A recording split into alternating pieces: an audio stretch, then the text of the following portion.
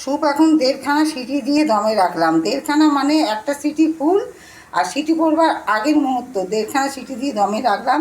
10-15 minute দমে থাকবে, তারপরে এই ঢাকনাটা খুলে আর যা যা দাওয়াত দেবো সেটাও আপনাদের সাথে শেয়ার করব। আজকে কুকুবাকি রান্নাঘর থেকে খাবার যাবে চিকেন স্টু আর হচ্ছে কাতলা মাছের আলু বড়ি দিয়ে ঝোল। চিকেন আমি ধুয়ে বেছে পরিষ্কার করে নিয়েছি, সবজিও কাটা হয়ে গেছে। এদিকে মাছটাও আমি ফ্রেশভাবে ধুয়ে নিয়েছি। আজকে স্টুটা একেবারে কুকারেই কষিয়ে বসাবো, যার জন্য কুকার আমি বসিয়ে দিয়েছি। সেখানে তেল গরম হয়ে গেছে, ফোড়নে আমি তেজপাতা দিয়ে দিয়েছি। এবার একে একে আমি সবজিগুলো দেবো। ফোড়নে আমি পেঁয়াজ, গোটা গরম মশলা দিয়ে দিয়েছি। এবার আমি দিয়ে দেবো ধুয়ে রাখা সবজি।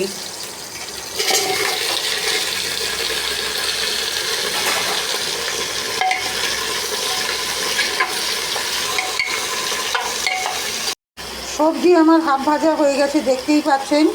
এবার আমি এইখানে দেব চিকেন।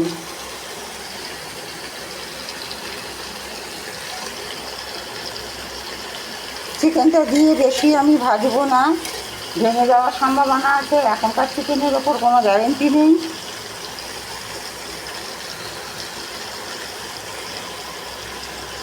অল্প একটু নেড়ে চেড়ে দিয়ে দেবো মশলা। এবার আমার ঘরোয়া পদ্ধতিতে কিছু মশলা আছে, এই মশলাটা আমি এখানে দিয়ে দিলাম। এখানে দিয়েছি একটু টমেটো, রসুন আর সামান্য একটু আদা, আর পেঁয়াজটা আমি কুচিয়ে দিয়েছি। দেখলেন, আমি হোটেল রেস্টুরেন্টের মতো স্যুপ আমি করি না, এটা হচ্ছে ঘরোয়া পদ্ধতিতে করা।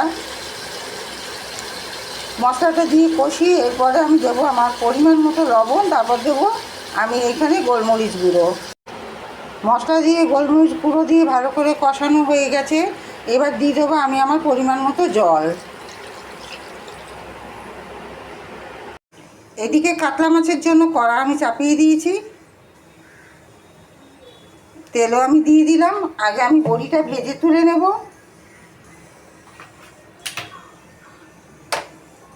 মাছে তো নুন হলুদটা মাখিয়ে নেবো ভালো করে।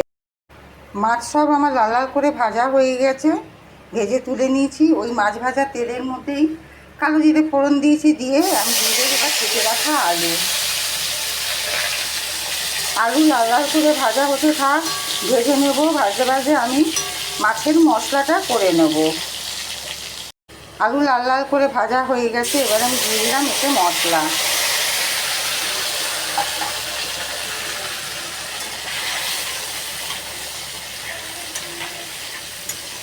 যতক্ষণ না তেল ছাড়বে ততক্ষণ আমি কষাবো।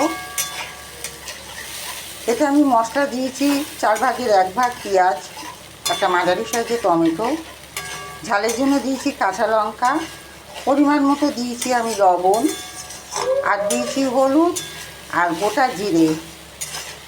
এই দিয়ে আমি ভালো করে মিক্সিতে বেটে নিয়েছি। বেটে নিয়ে কালারের জন্য একটু কাশ্মীরি লঙ্কার গুঁড়ো দিয়েছিলাম আমি এতে। এবার এটা ভালো করে কষাবো। কষানো হয়ে গেছে, মশলা দিয়ে তেল ছেড়ে গেছে, একদম লাল লাল ঝাল ঝাল ঝোল হবে। আমি আমার জল দিয়ে দিলাম, আলুটা সেদ্ধ হওয়ার মতো জল এখন দিলাম। তবে সেদ্ধ হয়ে গেলে আর একটু জল এতে দেব পরে। এদিকে চিকেন স্টু আমার হয়ে গেছে, নামিয়ে এতে আমি সেদ্ধ হয়েছে কিনা দেখে নিলাম। সেদ্ধ তো হয়ে যাওয়ারই কথা, সেদ্ধ হয়ে গেছে।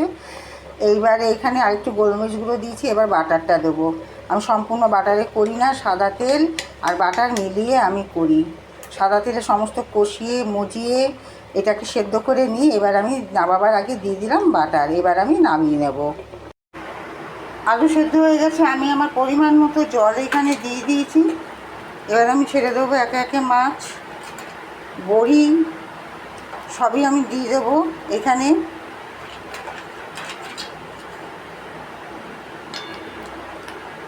বড়িও দিয়ে দিলাম।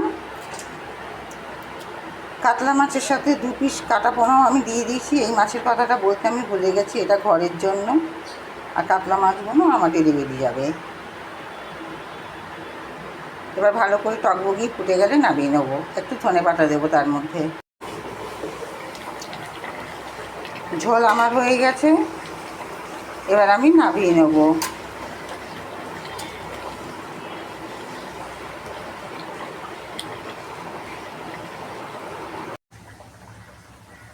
এই ছিল কুকু পাখির খুঁটিনাটি রান্নাঘরে আজকে রান্না। তো আমার সকল বন্ধুদের, ভাই বোন ও দিদিদের জানাচ্ছি, আমার রান্না যদি ভালো লাগে একটা লাইক দিয়ে দেবেন। লাইকটা দেখলে বুঝতে পারবো যে আমার রান্না আপনাদের পছন্দ হয়েছে। তো আজকের মতো টাটা, আবার দেখা হচ্ছে নেক্সট ভিডিওতে নতুন একটা রান্না নিয়ে। সবাই ভালো থাকবেন, সুস্থ থাকবেন।